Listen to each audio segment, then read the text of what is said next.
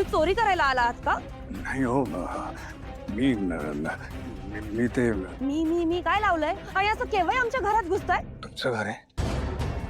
शी, हे आणि माझं घर.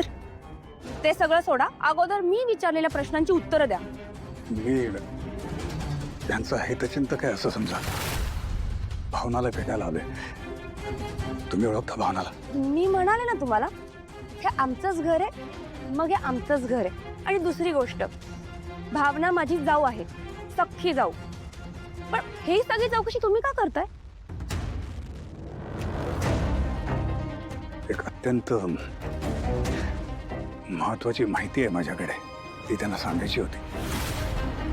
मला तातडीने त्यांना भेटायचं आहे. नाही भेटू शकत, कारण माझ्या दिरावर केस चालू आहे ना, सगळे कोर्टात गेलेत. खरं तर या केसमध्ये त्यांना मदत होण्यासाठीच मी इथे आलेलो आहे.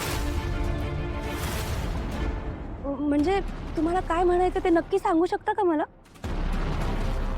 ज्या केसमुळे त्यांचं आयुष्य उद्ध्वस्त झालंय, त्या केसबद्दल अत्यंत महत्वाची इन्फॉर्मेशन आहे माझ्याकडे, जी मी सांगायला आलो होतो. मग अगदी योग्य व्यक्तीसमोर आला आहात तुम्ही. हे बघा, तुमच्याकडे जी इन्फॉर्मेशन आहे, त्या इन्फॉर्मेशनमुळे माझ्या जावेचं आणि माझ्या दिरावरचं संकट टळेल ना?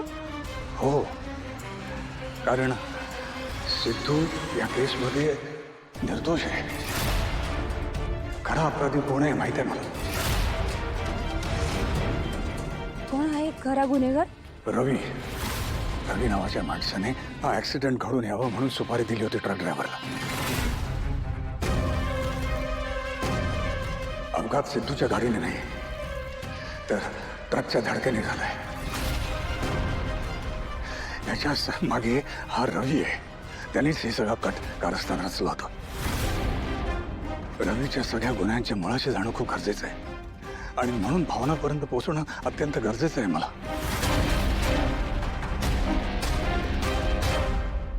हो हो, ही सगळी इन्फॉर्मेशन मी नक्की भावनाला देईल. अजून काही? नाही, सध्या एवढीच माहिती आहे माझ्याकडे. पण तुम्ही माझ्याकडनं एक निरोप द्याल भावनाला. त्यांना सांगा की उद्या सकाळी 10 वाजता मंदिराजवळ एक पाण्याची टाकी आहे, तिथे यायला. मी तिथेच असेन.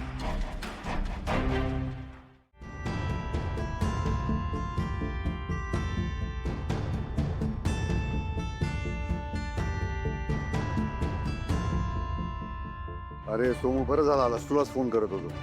काय झालं, काय माहिती मिळाली? श्रीनिवास, अपेक्षेपेक्षा जास्त माहिती मिळाली. म्हणजे हो, पण मला ना थोडा संकोच वाटतोय. ओळ कसला? म्हणजे आपल्याला अजून माहिती मिळवावी लागेल. जास्त माहिती?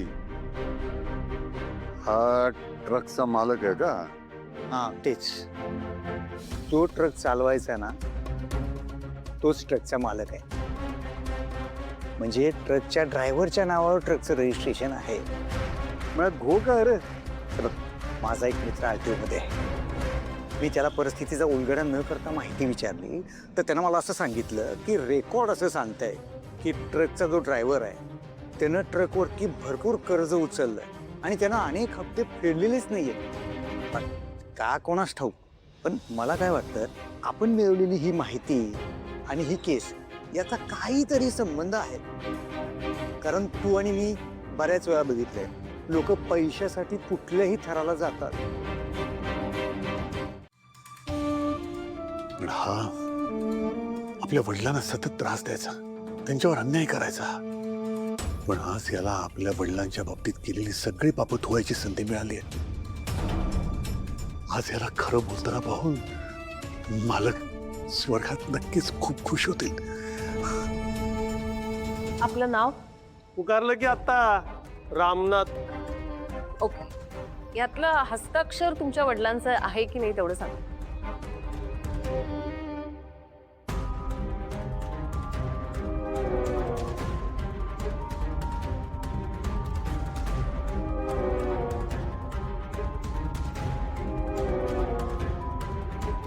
नाही जयसाहेब, हे माझ्या वडिलांचं अक्षर नाहीये.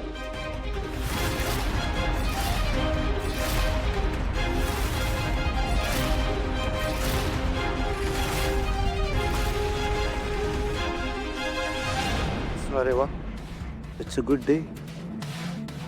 याला काहीही पैसे न देता सुद्धा याची साक्ष माझ्या फायद्याची आहे. नीट बघून सांगा. तुमचं गॅरेजवर येणं जाणं होतं. तुमचे वडील अशा टिप्पण्या लिहून ठेवायचे. तुम्हाला माहिती आहे ते. त्यांचा हस्ताक्षर तुमच्या ओळखीचा असायलाच पाहिजे. हो जे साहेब, मी माझ्या वडिलांचं अक्षर खूप चांगल्या प्रकारे ओळखतो. हे त्यांचं अक्षर नाहीच आहे.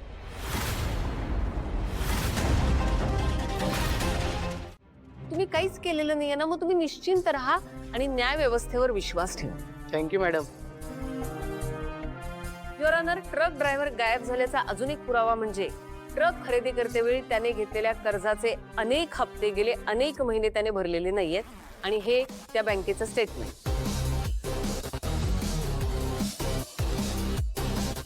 बँकेचे लोक त्याला खूप दिवसांपासून शोधतायत, पण काही केल्या तो हाती लागत नाही.